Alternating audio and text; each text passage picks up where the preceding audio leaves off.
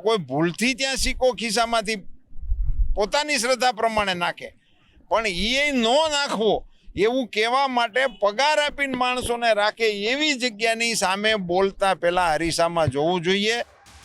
જલારામ બાપાના સદાવ્રત મુદ્દે જ્ઞાનપ્રકાશ સ્વામીએ કરેલી ટિપ્પણીથી પૂર્વ કેન્દ્રીય મંત્રી અને રાજકોટના સાંસદ પરસોત્તમ રૂપાલા લાલઘૂમ થઈ ગયા। રૂપાલાએ લાખો જલારામ ભક્તોની લાગણી વ્યક્ત કરતા નિવેદન સામે નારાજગી વ્યક્ત કરી હતી। સાથે જ સ્વામિનારાયણ સંપ્રદાયના અનુયાયીઓ અને સંતોને એક મોટી અપીલ કરી। આ બહુ જ દુઃખદ બીના છે। જલારામ બાપા એક એવું પાત્ર છે કે જેની પ્રત્યે સમગ્ર સૌરાષ્ટ્ર ગુજરાત દેશ અને દેશની બહાર શ્રદ્ધા ધરાવનારો ખૂબ મોટો વર્ગ છે।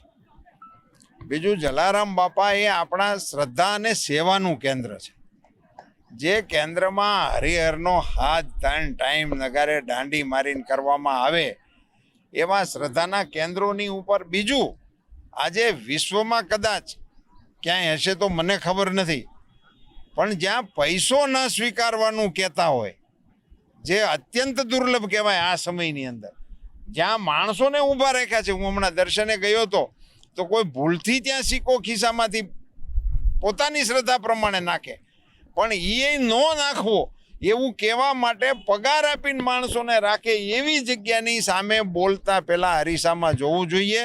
એ લોકો એમની જે સ્વામીનું નામ છે મને તો ખબર નથી, પણ એની કોઈ હેસિયત નથી કે જલારામ બાપાની વિશે એમણે કોમેન્ટ કરવી જોઈએ। હું એની માટે મારી સખત નાપસંદગી વ્યક્ત કરું છું, એમની ઘોર નિંદા કરું છું અને આનાથી બચવું જોઈએ। અને એક વધારાની અપીલ કરું છું કે સ્વામિનારાયણ સંપ્રદાયના અન્ય સંતો અને જે અનુયાયીઓ છે એમણે આમની વિરુદ્ધમાં પગલાં લેવા માટેના પ્રયાસો કરવા જોઈએ। અને જલારામ મંદિરના ગાદીપતિઓને હું વિનમ્રપણે પ્રાર્થના કરું છું કે આપની ગરિમા એ આવા નિવેદનિયાઓના આધારે નથી, આપની ગરિમાનું કારણ જલારામ બાપાનું તપ છે। આપ એ ગરિમાને જાળવી રાખો એવી આપના સૌના ચરણોમાં નમ્ર પ્રાર્થના।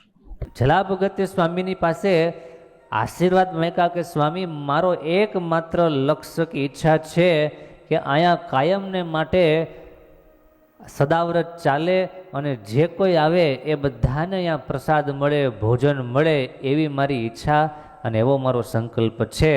ગુણાતીતાનંદ સ્વામી કે બહુ સારું, તો પહેલાં અમને તો જમાડો। સ્વામી કહે અમને તો જમાડો। જલા ભગત બહુ રાજી થઈ ગયા। બાપાના મહિમા વિષયક આ વાત કરેલી, જલારામ બાપાના કાર્ય તેમજ અયોધ્યામાં જે બાપાનો સદાવ્રત ચાલે છે અને ભગવાનનો થાળ થાય છે એ અંતર્ગત વાત કરેલી। એમ છતાં કોઈ પણ સમાજને કે કોઈ પણ વ્યક્તિને મારી વાતે કરીને દિલ દુભાણું હોય તો સાચા દિલથી માફી માગું છું।